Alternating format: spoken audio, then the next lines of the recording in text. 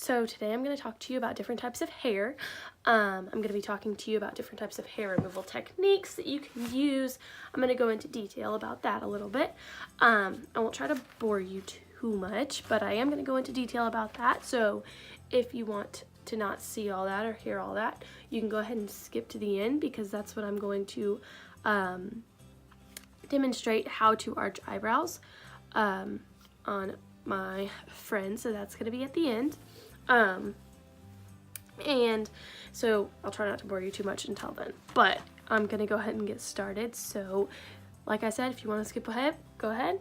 If you want to sit here and listen, I'd appreciate it. So the first thing I'm going to be talking to you about is trichology. Trichology is basically the study of hair and its diseases. So this term comes from the Greek word trichos. So trichos means hair in Greek. I don't know why we get all of our words from Greek, but we do.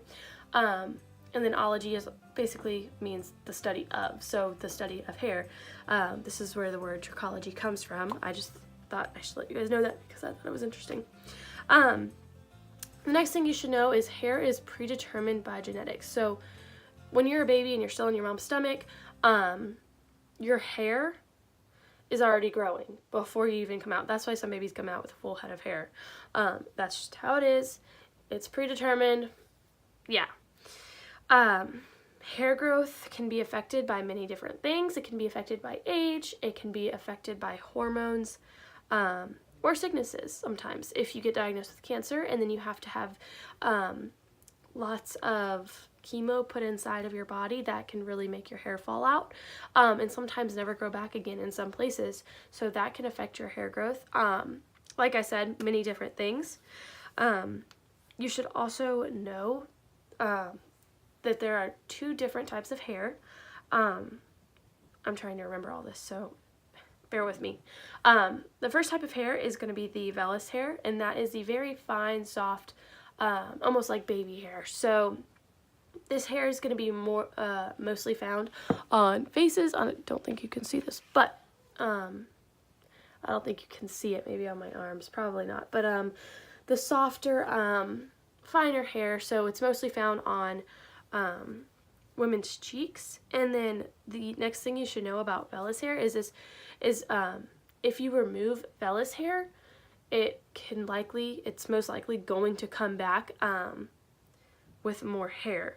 So it basically results in the follicles producing new terminal hairs. That's why you should never try to really wax or tweeze or even shave, because unless you direly have to or you want to or need to, you shouldn't, because it can always come back more. So the other type of hair that there is coarse, the more coarse hair. This is the terminal hair. So this is the vellus hair. If you remove the vellus hair, it can produce terminal hairs, which are harder to get rid of. Terminal hair is the longer, coarser hair. So it's like my hair on my head, my hair on my eyelashes, my hair on my arms, legs, your genitals, places like that. So, and basically, I know you're probably wondering, like, well, I didn't have to shave my armpits when I was like 9 years old. Well, yeah, because your hair changes. It goes from vellus hair, and then as your hormones during puberty start to change, this is where vellus hair starts to fall out or shed, and terminal hairs start to grow. So this all happens during puberty, when all of those hormones are really changing. When your hair does start to grow, your hair, all of it goes through 3 different phases. I'm gonna grab my cheat sheet, but anyways, I have it now. Sorry, I'm trying to remember everything, but it's a little hard. So anyways, your hair goes through 3 different phases. It's basically the anagen phase is the first one, the catagen phase is the second, and then telogen phase is the third. It's also known as act. Well, that's how I remember the different phases, as I used to like to act in high school, so I remember it by act. My teacher also taught me that. So basically the anagen phase, that's the first phase, like I said. This is where new keratinized cells are manufactured in the hair follicle. Really, the length of the anagen phase determines the length of the hair. So as long as that new keratinized cell is still going and growing, the longer the hair is going to go. Like, go ahead and get, I'm sorry, mine hair. We're talking all about hair, and mine doesn't even look good right now. Anyways, it does. So however long the anagen phase and how long those new keratinized cells are really going, that determines how long the hair is growing. So yeah, that's basically all for the anagen phase that you need to really know. The next phase is the catagen phase. This is the transition stage of the hair growth. So basically, this is where the hair grows upwards and then down. So it grows upwards and then it detaches from the dermal papilla, which causes it to go downward. It's basically mitosis ceasing. So it's where it goes out and then down. So I have all these hairs that stick up. They haven't transitioned yet. This basically, yeah, it's just mitosis ceasing. I would look more up on this. Like I said, I'm really just demonstrating tweezing eyebrows. So if you want to look more up on that, you can. I just want you guys to have the basic gist of it. So the next phase after that is going to be the telogen phase. And this is going to be commonly known as the resting phase or the final phase of hair growth. This is basically where the hair that is attached to the head, it's only attached to the epidermal cells, and it's now ready to shed, so more hair can come. This is why you go through shedding season. Sometimes lots of hair is all at the same hair growth stage, if that makes sense. It's all at the telogen stage, so it's all ready to come out. That's why you might shed a lot. All of those hairs could have just started at the same time. But yeah, so that's basically all that there is to the telogen phases. They're not too complex. I'm sure you can go more in depth, but like I said, I'm not trying to completely bore you guys. Like I probably know I already am. So I would definitely look more stuff up on that if you wanted to know more about it. So basically, now that you know a little bit about the different types of hair, so vellus hair, we'll just review really quick. Vellus hair, fine, soft hair, mostly found on the cheeks. You shouldn't wax, tweeze, or shave because it can come back as a terminal hair, which is the second type of hair. But basically, super soft. I know I have lots of it on my face and my arms. The terminal hair is the coarser hair. This is going to be found on your head, your arms, your legs, your eyelashes, genital areas. So that's going to be the ones that you probably want to wax or shave or tweeze more, get rid of. So yeah, those are the two different types of hairs. The phases of the hair growth is the anagen, catagen, and telogen phase. That's the order that they go in. Remember that by act. Like I said, you want to go more in depth and want to know more about that, go ahead and look it up. I'll see if I can try and find any sources and link them down below for y'all. Anyways, so yeah, that's what we went over already. Now we're going to start talking about the different types of hair removal, now that you know a little bit about the different types of hair that there are. So the first method of hair removal that I'm going to talk about is the ones that are most primarily known as permanent hair removal. This is laser hair removal, light therapy, intense pulse light. It's all pretty much known as photoepilation. This is basically, sometimes it takes a couple sessions to really get the hair not to come back for a long time, or sometimes forever, just depending on your hair, your skin, things like that. But yeah, sometimes it could take a couple sessions, sometimes it can take barely any. But it is basically where a really intense light destroys the growth of cells at the hair bulb, which the hair bulb is at the bottom, if you didn't know that. and so it basically destroys the hair down to there. So sometimes it does take a couple tries because it really needs to get down there and penetrate deep. It can be a little painful, I've heard. Not 100% sure, I've never had it done, but I've heard the results are really good, so I would maybe recommend doing that. So basically that honestly has been around since around the 1980s, which I thought was really interesting because you'd think that we wouldn't come out with new technology like that until later on, but we've came out with it back in the 1980s. Now, we also have waxing. This has also been around for a long time, so all this, I don't know, I just thought it was crazy that it's been around since the 1980s, even though that wasn't that long ago. Still crazy. To me, it was a long time ago. No, I'm just kidding. But, the more temporary hair removal methods, so not permanent, these are more, when you're shaving and stuff like that, it's considered, depilation, and then it also includes epilation. This is basically where you remove hair at the surface. So when I tweeze eyebrows, well, so epilation, epilation is where you basically tweeze eyebrows and you pull it out of the follicle. That's removing it at the surface. Shaving would be depilation. That's removing it, epilation is not removing the surface, it's removing it from the follicle. Depilation is going to be where you're shaving and just kind of shaving the hair off. You're not actually pulling it out. It's not painful, you know? Okay, that's the difference for that. Basically, epilation also includes waxing, sugaring, things like that.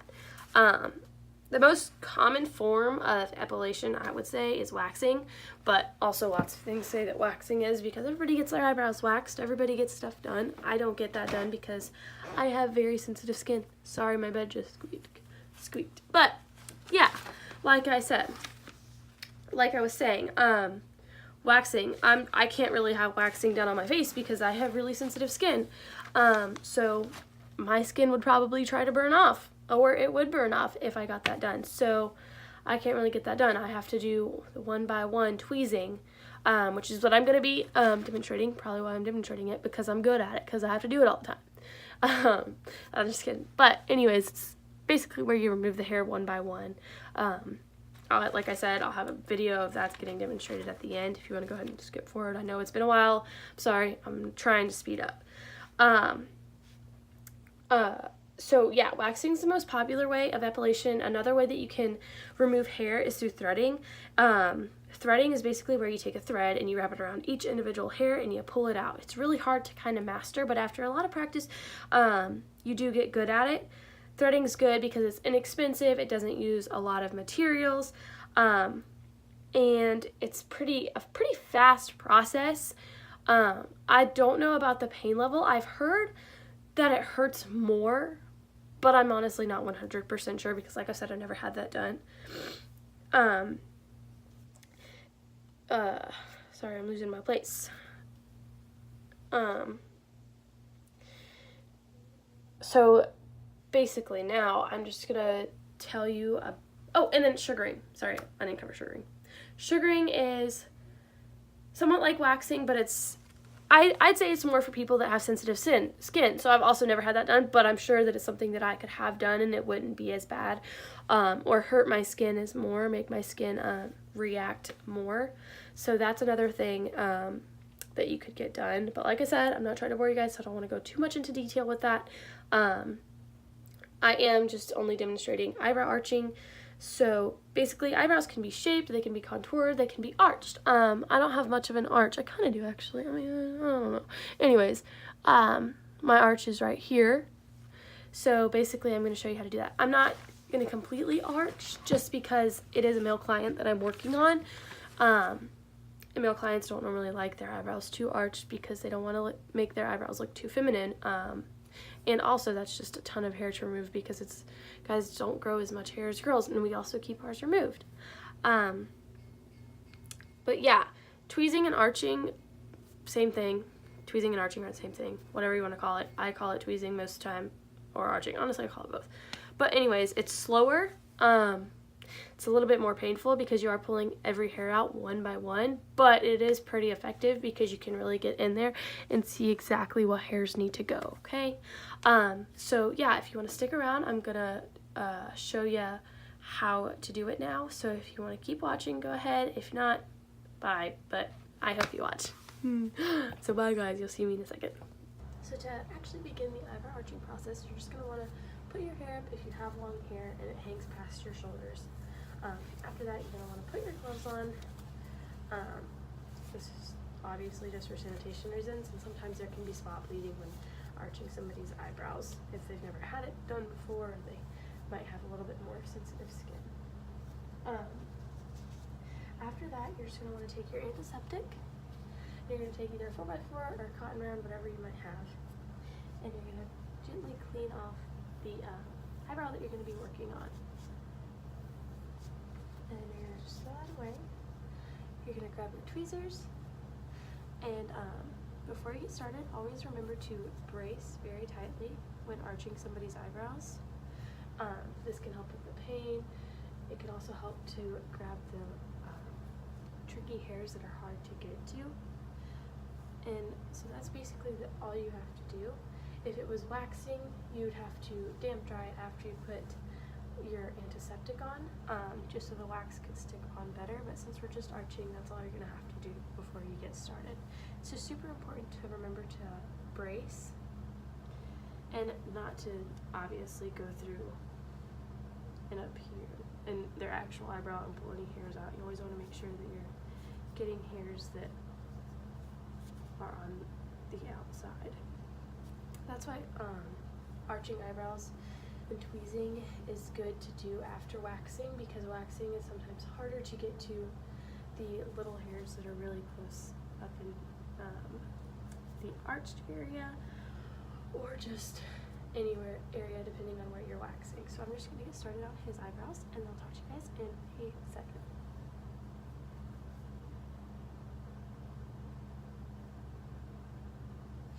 And basically with arching, you're just going to be pulling out one hair at a time. He kind of has a unibrow, so I might be pulling out one in the center just because he's kind of got a few hairs.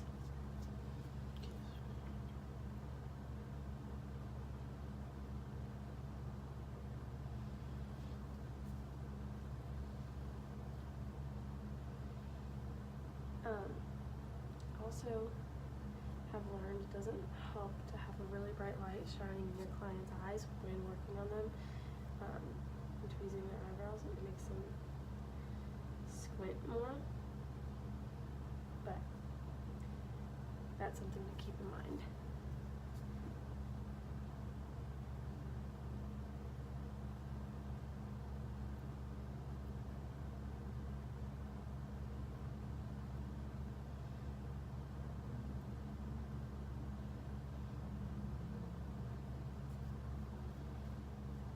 So now I just worked more towards the center of his eyebrow. I just went in and took off right here because I know obviously he doesn't need hair there. Also when arching eyebrows, it's important to keep in mind the mapping process of eyebrows. So the beginning of the eyebrow should line up with where their eye starts, or the crease of their eyeball starts. Try to point to it. Right there should line up with the beginning of their eyebrow. Since he is a male client, he might not have as big as an arch as a girl.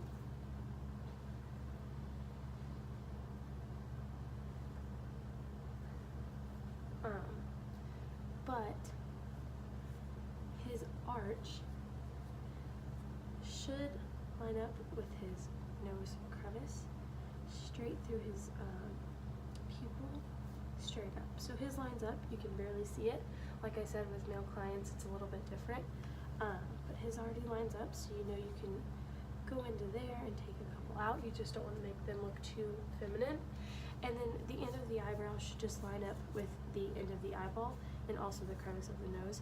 I always kind of use my tweezers a little bit just to make sure I don't tweeze any hairs outside of this or inside of this little area, and to only get the ones that are on the outside. So now I'm just going to start tweezing underneath and trying to get those other little hairs without making him look too girly.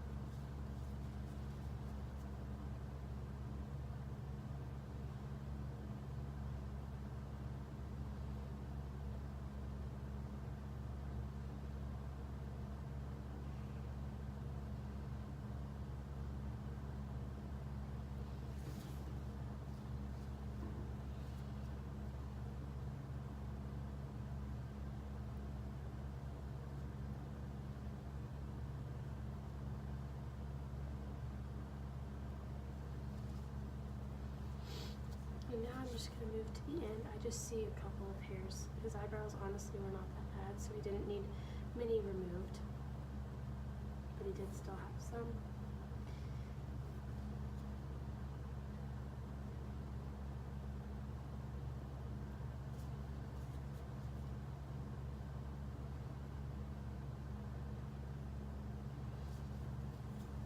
And now I'm just going to move above for any extra hairs. Normally on most clients there's not going to be a lot of hair above the eyebrow that you have to worry about tweezing away. It's mostly just below and into the center. So his top only had about 2 or 3. I just found another one. And just always make sure that you're bracing, because this is a big deal if you don't brace. And after that, the eyebrow's complete with the tweezing. And then you're just going to take another 4x4 and you're going to use your antiseptic. You're going to get a new one. And you're going to take it on your 4x4 and you're going to clean off his eyebrow. This is just going to remove any hairs. If there was any spot bleeding, it's going to really help with that. Just keeping it sanitized. And then after that, you're going to take your antiseptic, or not your antiseptic, your post-epilation, which can be aloe vera. Normally I just use aloe vera. Witch hazel would work as well, but most of the time aloe vera is your best bet. And you're just going to take that and rub it where you just tweezed from, just to help take the burn away. And you're of course going to throw all of that away. And after this, you're good to take your gloves off. And you're like, probably would like to wash your hands. Well, you do need to wash your hands. And then you just need to give the client some instruction. There's not much when it comes to eyebrow arching, but I would just say probably don't exfoliate in that area for about 24 hours. It might just be a little bit more sensitive. If they do turn a little bit red, like he did a little bit, although he already had some sunburn, the redness should go down within 30 minutes to an hour. It just depends on their skin type. But I would just say don't exfoliate because it might just hurt, it might be a little bit more sensitive. And yeah, that's going to complete the eyebrow arching process.